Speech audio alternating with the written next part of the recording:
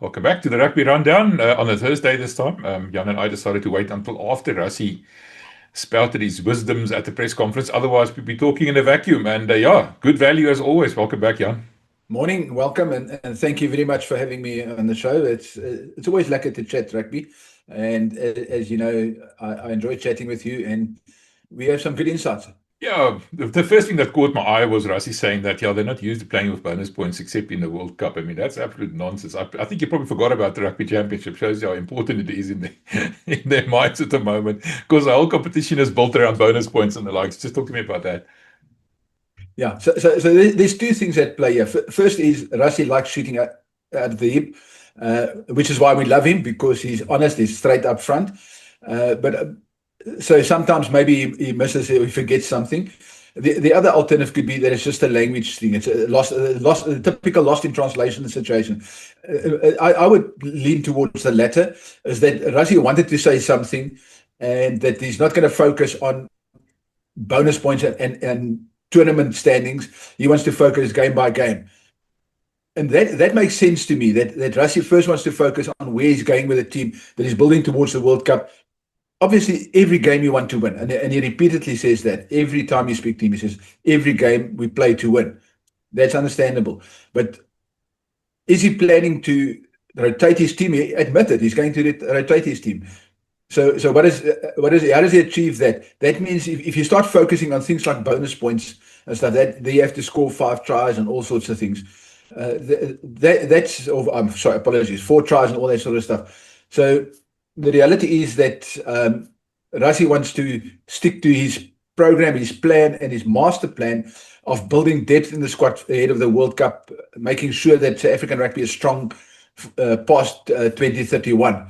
So in that regard, I think what he meant is he's going to focus game by game, and if you keep winning every game, be it without bonus points, you're still going to win the tournament, because other guys are going to get 4 bonus points per game to match you, and that's physically impossible. You know, at best they can get 2 bonus points, but if you win, you get 4 points, they get 2 points. You know, so New Zealand can, let's say for argument's sake, because we're in New Zealand's pool, so New Zealand can win every game, but they lose 1 game. So they get bonus points, so they get 12 points. But you win all your games, you get 12 points. Then it's points difference and all sorts of things, and the points difference will be better because you win all your games. So there's lots of things at play. So I think Rassie probably just misspoken, and all he wanted to say was he's focusing on game. The next thing he's focused right now is England and beating England. The interesting thing for me is, and that raises a question, is are the Springboks taking the Nations Championship seriously? You can say, yeah, we're only focused on winning each game, which makes sense to a degree. But there is now something at stake here. And I for one, can't be told that Rassie's not going to try and win this thing. I mean, imagine England or Ireland or the All Blacks or somebody wins this Nations Championship. It's definitely going to be a bit of a psychological blow. Because you want to go into next year, the World Cup year, with your head held high, confidence high. And if you actually now lose it, that's probably a setback, except if you decide from day one you don't care about it. And I can't see a guy like Rassie saying, I don't care about this kind of championship. No, he definitely cares. I think same last year. Remember, we went into the Australian game and we got a huge wake-up call. And thereafter, the Boks was a different team. So we might get a wake-up call somewhere, and he wants to win. I just don't think he's looking at it from a perspective of, this is now a tournament, we must get bonus points and we must do this and we must move. I think if there's a loss, let's say for argument's sake we lose against England in the opening match, things will change. He suddenly won't rotate as much. You will find that then suddenly Rassie will, so he'll make adjustments. He'll stick to a more of a core team. He won't rest as many players, because we already know he's resting players. And some of the injured players, like Cobus Reinig, won't play before, and Rassie said it already, he won't play before the All Blacks. He can be available for England, he can be ready, or for Scotland, but he's not going to push him back. He would rather let him settle, because the long-term goal is the World Cup, and he wants Cobus there at the World Cup. And how do you keep him safe? Even Etzebeth, is even going to play every game? Is Sia going to play every game? Can you afford to risk these guys by playing them every game and playing your best team? No, that's a huge risk. So Rassie's plan is to rotate his players, and he made it pretty clear. He wants to rotate and give caps to players and get them ready for the World Cup, make sure they comfortable in the Bok environment, in a Bok jersey when they in the starting 15. So I think that's his goal. But if we lose the first game, there'll be less rotation for sure. The interesting thing that he did say is, this squad of 46 players, it's not like the World Cup squad where you announce your players and then you have to play them. You can only pick from them, except if there's an injury like happened to Andre Pollard replacing Malcolm Marx. This is simply a group of players that he's pulled in, and he can change and chop and change, and he probably will chop and change them. I'm more interested in the omissions than the inclusions. So we'll get to the inclusions just now about the younger players being fast-tracked there, but specific exclusions for me is Faf, playing for the Springboks last weekend and now not even being in the squad. And for me personally, most importantly, what's the story of Elrigh Louw? Rassie actually addressed most of these names in the press conference, and a very passing reference to Elrigh. No indication of whether he's injured or he's out of form. I don't actually know what's going on there, and I'm a little worried about that player specifically. But talk to me about the omissions, what he said there. Okay, so the Elrigh Louw thing, the way I read that statement, he was actually asked about Johanna Augustus, and he tried to explain that Johanna is in the picture, but he's behind these players. So he mentioned Evan, and he mentioned Jasper, and he mentioned Hanekom, and he mentioned Elrigh. So that in the top 4 number 8s, or top 4, because he talks about the tiers 5 and 6. So he's trying to build it tiers 5 and 6, and people think it's ridiculous. It's not as absurd as you think. He's busy building that. That's why he rotates. So what he was trying to say is Johanna is injured and he's there. So he's going to try Elrigh, because his words were, once we have tried X, Y, Z, and Elrich's name was in that group that he said. So he's going to try him at some stage. It might be against Wales, or it might be against Australia, or against Argentina. A game that doesn't have such a major impact. So we know Elrigh will come back. Same with Faf. He says he's tried Faf. He knows what Faf can do. And I think we all know what Faf can do. But he wants to also give the youngsters, Herschel Yankees, is he better than Faf? Not in my opinion, but Rassie wants to see him. Rassie wants to do something. So Rassie is trying him, and he knows Faf can come back any day. He can call him back. If something happens in the scrum half injury, he's got 4 scrum halves, and he wants to see what Herschel, he wants to give Herschel a chance now. So all these positions, you'll see that there's a number of tiers.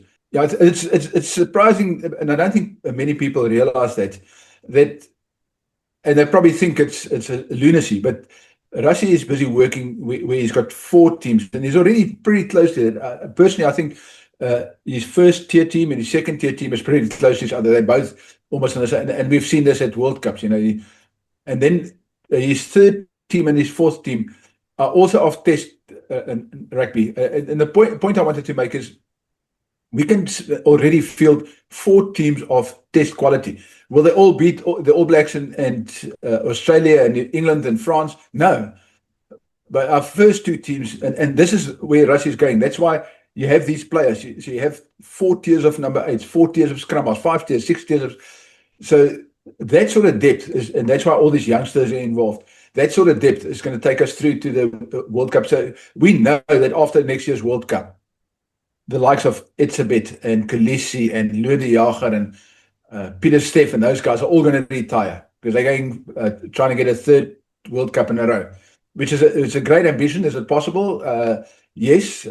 Is it likely? That's a challenge. That's a push. But we South Africans, we're going to try it anyway. So the real thing is, he's already building for 2031, and people don't understand. That's why he's going to have 4 tiers of teams. So when the first tier goes, he's already got 3 tiers in place. And I think people are missing that point. It's not about a test tomorrow. It's not just about a test tomorrow. And that's why, to get back to your earlier question about why is he not talking about bonus points? Because he's building on this. This is part of his program.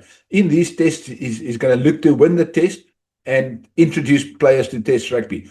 Some new youngsters. I mean, Riley Norton, we've already spoken often about our depth at lock, and we think it's thin. Now he's proving. We've got another player that could be the next Evan or the next Matfield or whatever, but he's bringing him in. So the Baby Boxers lost their captain, But the Springboks are benefiting from that. And it's that enormous depth that he's busy building that people underestimate. No, I understand all of that. I'm just specifically concerned about Elrich, because we said specifically when we spoke to John Coronelli that Rassie in the past would say, Cameron Hanekom is not being considered because he's injured.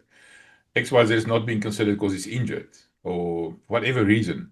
The only reference that he made to Elrich Louw specifically was when asked about John Augustus, he said, and I'm quoting, we track all players, all competitions that we think when we do our depth chart, and we try to get 5 or 6 positions, like you just said, deep in a position. And Jano was definitely in that scope, but he's still injured, and unfortunately, therefore, he's not available.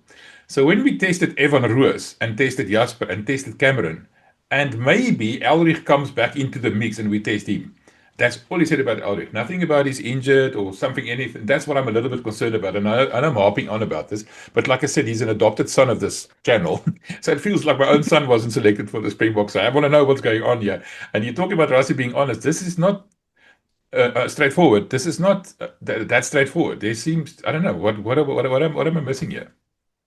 Yeah, maybe he is injured. Maybe he was injured in the final that he struggled. That's why he didn't do so well. Who knows? Maybe he took an injury into the game that he didn't tell them about, and it's now come out, and they're just quietly keeping it away, and he's just going out there, fix himself up, and come back when he's good and ready again. I'm not sure, but is Elrich better than Jarno? I don't see enough of Jarno to know. I know people rave him, and the guy who asked the question had an agenda. I know him very well. He's got an agenda. He asks in every possible opportunity, ask about Jarno. So, it's the same with the guys that will ask in every possible press conference. They'll ask about Salman Murat, and they because that's their player. So sometimes people come into these press conferences with an agenda, and sometimes they ask genuine questions. I think in this case, the question was asked with an agenda, and that's why Elrich's name was just thrown in the mix, because Rassie wanted to make the point of how many players he's looking at, and that's where it comes back to my tears. I know I went a bit long-winded earlier, but he said, I'm looking at all these players. So there's 5 tiers of number 8 of loose forwards that he's already looking at. And if you look at this team when he announced his team, he's got all these utility forwards, Pieter-Steph, Franco. Riley Norton is listed as a utility forward. That means Riley is going to be tried as a loose forward. I don't think he's going to be tried as a proper hooker, but he's going to be tried as a loose forward. And Riley is clearly bulked up. I think anybody who's watched a bit or watched the Barbers game would see that Riley is not the same scrawny that came back from the championships last year. He's a proper. He's maturing. He still qualifies to play under 20. That's why he was our captain. So he's still a baby. So he's got another 2 or 3 years of bulking, of growing. And, so imagine what he's going to be like when he's 24, 25. So anyway, I'll go on again. The point that I think Rassie was, and the point that we should not miss, is that he wanted to show that he's monitoring so many tiers of players in every position. So Riley, he's got so many locks, and he's got other players who can play lock. So Pieter-Steph and Franco Mostert, and Riley can play lock, and then he's got his 4 frontline locks. So he's got 4 locks plus another 3 guys. So now he's down to 7 players in the lock position, and that's what the point people sometimes miss. They look at a position, and they'll ask about. In your case, you ask about Elrich. Another guy asked about Jarno, and I don't mean to belittle you, but you have an agenda for that. It's not a bad agenda. It's not bad to have agendas, but you have an agenda. So you look at the position. When you step back and you look at the bigger picture, you suddenly realize, hold on a second, Rassie is busy with something else here. And perhaps that's the picture that most of us miss. Yeah, no. I stand properly corrected. Thank you, Jan, for pointing out the error of my ways. I'm kidding. All I'm saying is it's just interesting that they're not saying why he's not there, and he was actually sort of, penciled in the past. That's all I'm getting at. Let's move on. Riley Norton, you just said, and Rassie went to great lengths to explain why they chose a young player, like he just basically still under 20, ahead of a player like JJ van der Mesh. And everybody was sort of, wondering about JJ van der Mesh, the big bruising kind of a player. And Rassie explained why he went for someone like Riley Norton, basically bypassing a lot of maturing almost, in the URC week after week, grinding away. and giving him a chance to walk into the Springbok side. And there's a couple of people that are very upset about that. The fact that, guys who have been playing week after week, like I just said, now being sort of bypassed. And that was an interesting thing to me, that Rossi prefers the Riley Norton type of player ahead of the JJ van der Mes type of player. What did he say about that? I see his point. Again, I see his point because I'm looking at the bigger picture. Riley Norton is the type of player that is planning for the future. Yes, JJ is the form player. He's in the Premiership. He's a massive player, but he's a bulk of a player. It's like comparing Victor Matfield to Cobus Wiese. If you got the two next to each other, I mean, they don't come from the same era, but Victor Matfield's a very different player to Cobus Wiese. Cobus Wiese was a big ball carrier, a scrummager, and very seldom jumped in the lineups. JJ van der Mes is this big ball carrier, straight up down the middle. That's not the type of lock Rassie now wants. That's why he's got mobile. So what does that tell you? He's planning to evolve the game to a more mobile pack of forwards. So he's done with these big bulky guys. He wants guys who can move around the park, got big engines and can carry on. So is JJ out of the picture? No, but he was in the alignment camp, the virtual alignment camps. So he's a good player. He's one of the best in the Premiership. And I'm sure a lot of countries would jump at the opportunity to select him, much like France did with Paul Willemse. Paul Willemse didn't suit the Springbok agenda at the time, or the Springbok profile at the time. And I'm sure JJ will feel unhappy because if his dream is to play for the Springboks, to hear that sort of talk. But again, step back, look at the bigger picture, and then say, maybe Rassie has got a plan that we're missing and that we don't quite understand. All right, then talk to me about Paul de Villiers. I hear he's been practicing line-out throws as well. Is he now going to end up at hooker as well, like everybody else, like Marco van Staden, like Jan-Hendrik Wessels, like Dion Fourie? Is that now the trend? If you're a flanker, you're going to end up at hooker? Because, like you just said, the most striking thing about the squad is athleticism, speed, even the scrum halves. Everybody is so fast. Is that where the Springboks are going? Move away from the more bruising, run over you kind of a thing and rather just run past you? I think there's definitely a evolution, ongoing evolution in the Springbok team. So I think for the World Cup next year, Russia is not just freshening up, making sure there's enough youth there, enough energy, and enough mobility at the World Cup. Because we will still have defense. We will still work on have our defense, our style of defense. So that will be there. We'll never lose that. We'll still have our set pieces. The scrums will still function because we've got monster props. And so I think, to get back to Paul, I wouldn't put it past Rassie if he's busy grooming him, much like he did with Marco.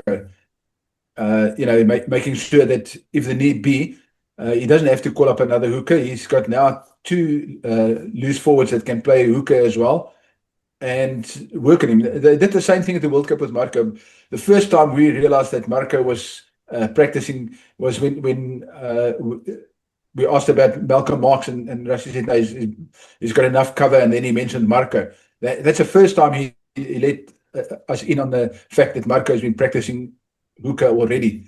So, and I think Paul de Villiers is stocky enough to play hooker, but I don't think it's going to be his primary position, merely as a backup. And that's how Rassie operates. And I think that's what a lot of people miss the point is we're human beings, and we've got our own personal preferences. And sometimes we look at the position and the player, and why is he not there? Why is Evan Roos not there? Maybe it's because Evan Roos doesn't fit Rassie's plan. Now Evan Roos has adjusted his game. He's still prone to the odd brain explosion, but he's getting better. So he's played himself back into the picture. That doesn't mean he's going to start ahead of Jasper every game. Jasper's still our premier number 8, but Evan is better. And same will happen with Paul. He'll play mostly flank, and if the need arises, he can slot in and help at hooker if need be. But I just want to share this, and people tend to forget that Cheslin Kolbe, the smallest player in the team, has already thrown in the lineouts in the test and jumped in the lineouts in the test. He was lifted by 2 locks nonetheless, but it's the easiest thing to lift a small player like that. You can go much higher than lifting a lock. and throwing into the lineup, suddenly, what do you have? You've got this nippy player behind the thing, and you've got a scrum half somewhere else. Or if a scrum half goes off, I think in this case it was a scrum half that was sent off, and Cheslin threw in the lineup. So again, just to come back to my point, Rassie's always thinking with a plan. I think he's 2 steps ahead of the rest of the world, and we're all still trying to catch up. And one day when we catch up to Rassie, we're going to be so shocked at what really goes on in that, and how genius he really is. Yeah. The one thing about Cheslin that worries me is that, he can sidestep an entire team, but he can't sidestep a cameraman. But yeah, that's a story for another. I do have to share this with you. So I did, as you will know, I did an article on it about whether that was an accident or was it plain stupidity. And I actually reached out to the broadcaster for comment about this, and I'll get to that just now.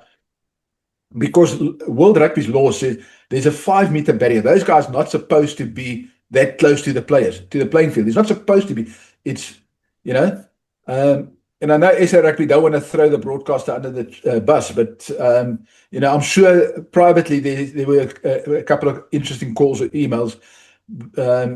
But I've reached out to the broadcaster and asked them for comment, and I with this thing, what they came back to me that at this stage they're not going to comment because it was just an accident. And then I replied to the guy and I said to him, an accident is not when you breach World Rugby's regulations. He was not supposed to be on the field, period. He's supposed to be 5 meters back. When I pointed that out to him, he suddenly went quiet, says, we're not going to comment. So it's when you have a monopoly, and this is my pet hate. Apologize, I don't want to hijack your podcast here, but my pet hate is the monopoly that this broadcaster has in South Africa. So there's no competition for this broadcaster. They pay SA Rugby and they do what they like. They've got unfiltered, unfettered access to the Springboks, and we get left with 10 minutes at the beginning of a press conference. You get one question, and if you don't ask a question right, or you get somebody who asks a really brain-dead question and wastes 3 minutes of your time, when nobody can use that content, and you end up and that's all because the broadcaster has exclusive rights and monopoly of the game. And that, to me, that in England and New Zealand and everywhere else, the guys you get unfiltered. Even the vloggers or whatever, our podcasters can use the content more than just that first 10 minutes, which often gets taken up by people with fans with cell phones that hijack that first opening 10 minutes. Well, you raised the issue of pet peeves. Now, I'm going to tell you my pet peeve. This 10-minute rule of Rassie of the SA Rugby that you can only have a recording of the first 10 minutes. This is like the army. In the old days when you did something wrong, the entire platoon was punished for what one guy did wrong. So what happened here last year, one of our fellow podcasters would sit in the press conference, and when the questions switched over to Afrikaans, would stop recording and publish it immediately so that it will be up on his YouTube channel, right, even before the press conference was over. Which means he broke the rules, like you just said, with the cameraman of the broadcaster, like you referred to him, being on the field, breaking the rules. So now, why do you punish all of us who actually behave and keep to the rules for the one guy that did it the wrong way? He broke the rules. He must be punished. So what I'm saying is, we're trying to get people to understand rugby better, know what's going on behind the scenes. We're not really fanboys. We try to have an informed opinion. But we get 10 minutes of the content. Sorry, that was my pet peeve. I just got one. Don't worry, I definitely support you. I've asked that question already, but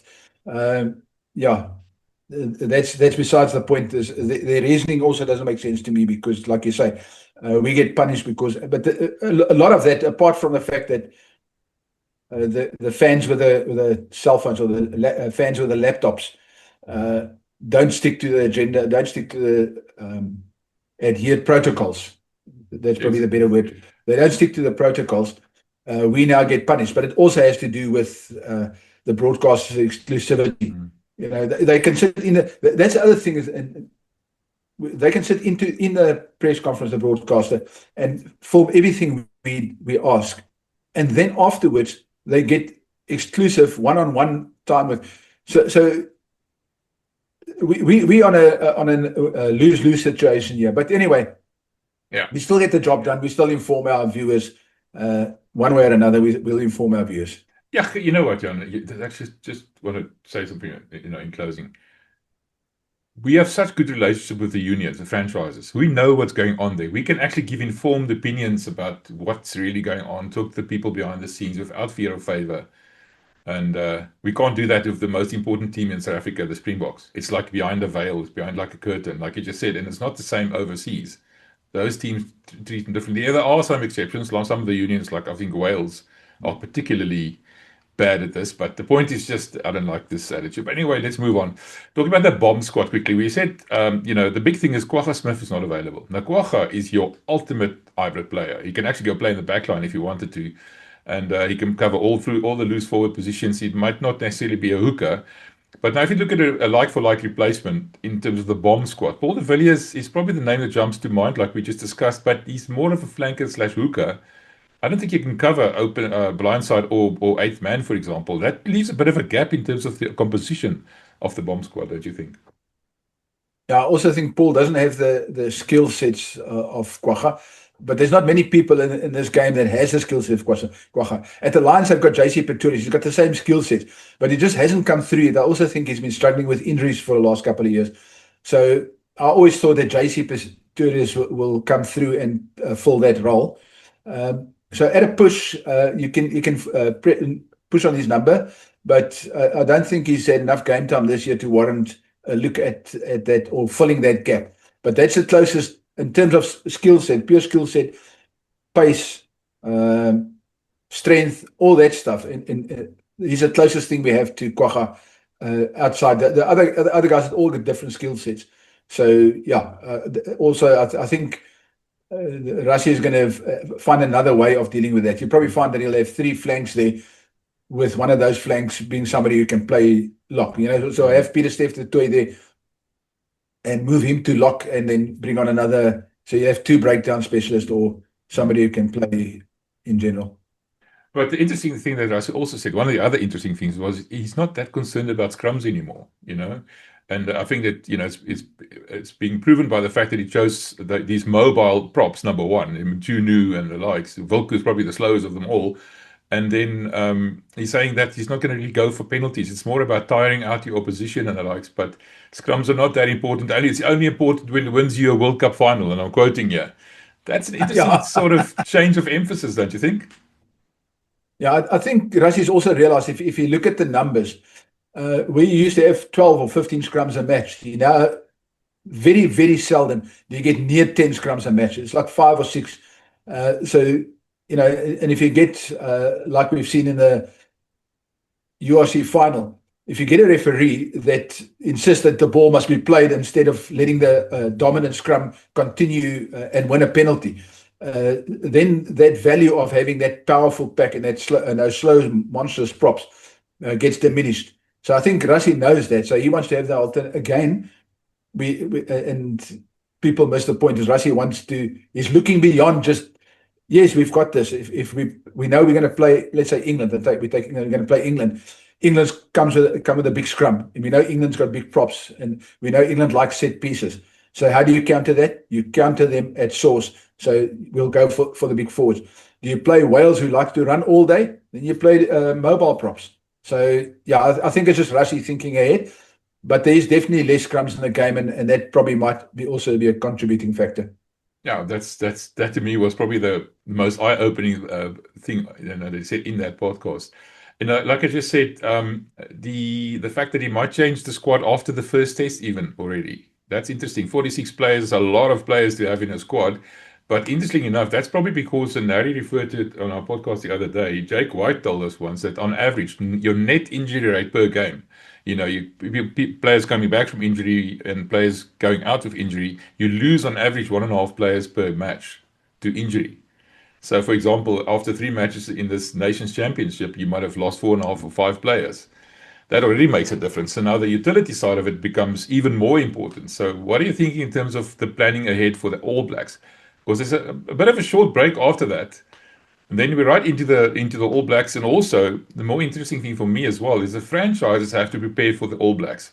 Without their frontline players, they've now been off for a month. It interrupts their URC preparation. Jan Ackerman spoke about that specifically. What about that side of it? I mean, this is a bit of I don't know, poor planning maybe. Yeah, it is a challenge. It's a really, really tricky challenge to plan.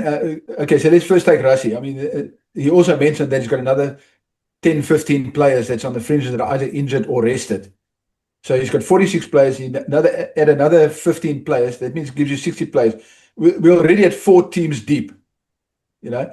So you now look at the Bulls team. They've lost, apart from the 4 guys that are 3 moved on and 1 has retired. They also 12 players are with the Springboks. Sorry, two of those are already left the Bulls. So 10 players. So they've got the 4 players that departed and 10 players with the Springboks. That's an entire starting 15 for the Bulls. So you know that it's going to be a very weak Bulls team, a second tier. And now I'd ask you, what is the depth at the Bulls? Ackerman says the youngsters have to step up. That question was, I specifically asked him that question. And he said, these youngsters must now step up. It's their opportunities. They get to play the All Blacks. And the same at the Lions. Okay, Lions hasn't got that much. The Sharks, they've lost quite a few players who's with the Boks. So but they've been playing their youngsters through the latter part of the URC. And the Stormers have now lost quite a few players. So the Stormers are going to be a challenge as well, because I don't think they've got that depth yet. We do know that the Bulls are recruited quite wisely. So you got Andre Liebenberg, a very seasoned loose forward coming back, and you got Kerwin Bosch that will fill that gap where Andre Pollard is there. So they will have some depth, but it's definitely, he hasn't got much time. So the challenge is not whether he's going to have the players. There'll be players there, but does he have enough time with the players? And that's the challenge, because he's first got to give the bulk of his squad time off, and that'll be a week or 2. And then in the middle of July, he's got to get them back for some sort of pre-season, as he said, prepare for the All Blacks. Once he's done with the All Blacks game, he's going to taper it off again and start preparing for the URC. So he's got no real break and pre-season. It's very much what happened to him last year. You know, he's without the bulk of almost an entire starting 15. Same at the Stormers, less at the Sharks and Lions. But, you know, that's a massive chunk of players that's missing, that only arrives back in December. So, yeah, there's a massive challenge. You know, you start your URC season, and they still got the under 23 teams still got to play in the Currie Cup. So some of those under 23 players will play against the All Blacks, and then go back and start playing the Currie Cup again, because the Currie Cup starts in July. Right. You know, SA Rugby keeps going on about the 12-month season, and then what they do is they just add more games to it, you know, make it even worse. By the end of December, we're all going to be crying for the coaches' heads, because why are we not winning? But we forget about the fact that we didn't allow them to prepare properly, you know, that, et cetera, et cetera, et cetera. We have very short memories, you know, as rugby fans. Okay, yeah, just you know, turning our attention to New Zealand. We just mentioned them, you know, coming to South Africa. The franchises have to play against them. But what's interesting this week is Graham Henry, who's now a selector of the All Blacks under coach Dave Rennie, was on our friend Martin Devlin's podcast. And Martin likes, you know, poking the bear, if I can call it that. And he said that stirring things up. But we know him. He's also going to be on our podcast during the course of the Greatest Rivalry Tour. What did Graham Henry say? He had quite a bit to say about the fact that Rassie is, you know, rotating players so extravagantly, almost, let's call it that. But he actually likes it. Then Martin Devlin had something to say about that as well. You wrote an article to tell us about that. Yeah. So Martin, yes, he likes to stir, but that's what you do in a country like New Zealand. You need to rile up the people a bit. You know, we've got some of those guys here as well. I mean, luckily they're not as popular or as well known as Martin, but he wanted to stir a bit. So he spoke about the All Blacks last year having beaten the Springboks in, he said, 3 of the 4 quarters. It's actually 3 of the 4 halves, because it's 2 matches. And Graham Henry obviously disagreed with him. He says, yeah, we will never, even though the All Blacks also used 46 players last year, believe it or not, he says, no, we will never cheapen the All Black jersey. So that got Graham Henry who won the World Cup in 2011, got a bit upset. He's 80 years old, so I think his patience is a bit thin and is wearing a bit thin at the moment. So he said to him, I don't think Russia is cheapening the Springbok jersey. You know, he says, in New Zealand, we're arrogant about our position. And the fact is, New Zealand dropped to third or fourth on the world rankings because they lost a few times. They also lost on the year-end tour, whereas the Springboks didn't. So that gap between South Africa and New Zealand seems to have stretched. They said, who's the number one team in the world? And then, you know, our friend Devlin, Martin Devlin, tried to stir a bit more. And Graham Henry said to him, they've won the try. He called it the Tri Nations, and then Martin Devlin tried to correct him and say it's a rugby championship. So Graham Henry, typical Graham Henry fashion, said to him, rugby champions or whatever they call it, you know, which is quite fun. But what he then said is New Zealand's a bit arrogant about their position in world rugby. Martin Devlin wanted to say they can be arrogant, we can be arrogant, we should be arrogant. He says, no, we need to get our feet back on the ground because we're not going to improve if we don't realize how bad we are. We need to understand. And I think that's the big challenge for me. He understands the game. He understands what needs to be done. He's been there and he knows how to get those guys back in the ground. And that's why I think New Zealand's going to be such a huge threat in the greatest rivalry, rugby's greatest rivalry series, because you've got guys like that who will remind these players that Super Rugby is not the be-all and end-all. Just like the URC doesn't determine the Springbok is going to nothing, because the Springbok team gets selected from players in Japan, players in the Premiership, some guys, you know, all different franchises, and then they play together. So Super Rugby doesn't, you know, yes, the Hurricanes plays a beautiful brand of rugby, and that's a brand that Dave Rennie is going to want to play with the All Blacks. So maybe also Rassie knows what's coming. That's why he's gone for a more mobile team that can match the All Blacks mobility. Yeah, let's make no mistake. You know, World Cup is next year. Greatest rivalry is this year. Everything is building up to the greatest rivalry, and it's going to be the greatest rivalry. I can't wait. I for one. And it's less than 2 months away. Yeah, it's just around the corner, man. It's so close. We're so lucky to be talking about Springboks for a while, for a change, you know. Yeah, moving on. Jan, thank you so much for making time for me. I'm happy we postponed this discussion till after the press conference because we learned a lot there. And yeah, looking forward. Next week we'll do another one after the team's been announced for the game against England. We'll talk about the England side a bit more as well in detail. So yeah, thank you for that. Appreciate it. It's a pleasure, and it's always lekker to chat. Thanks, man.